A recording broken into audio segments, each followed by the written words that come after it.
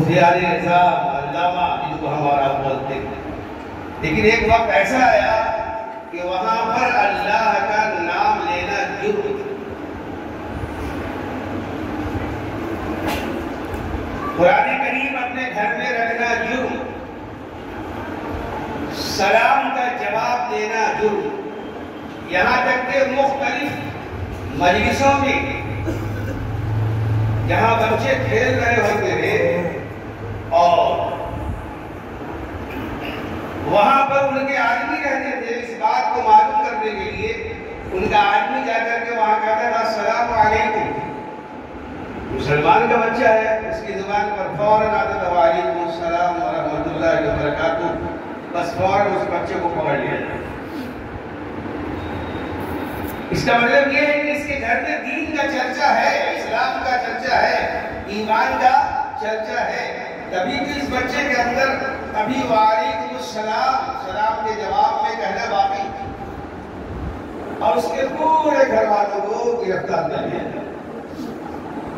اللہ نے کرے کہ وہ دن یہاں آئے، اب مجھے امید ہے کہ جب تک ہمارے حضرات علماء کرام اور یہ مدارس باقی ہیں انشاءاللہ یہاں وہ دن نہیں آئے گا۔ لیکن شرط یہ ہے کہ ہم عوام اپنے اجاگر کے ساتھ قدم سے قدم ملا کر ان کی آواز پر لبیک کہنے والے بنے۔ آج دیکھیے ہم اور آپ دعوت کے انتظار میں، ہمیں دعوت نہیں ملی، ہم کیسے جائیں؟ جب یہ مسجدوں میں اعلان کر دیا گیا، ایک مشاورتی مشورہ رکھا گیا ہے اور اتنا اہم مشورہ ہے، اسی کو دعوت نامہ سمجھا جائے، پھر بھی ہماری شرکت کرتی ہے کہ ہم اور آپ دیکھ رہے ہیں۔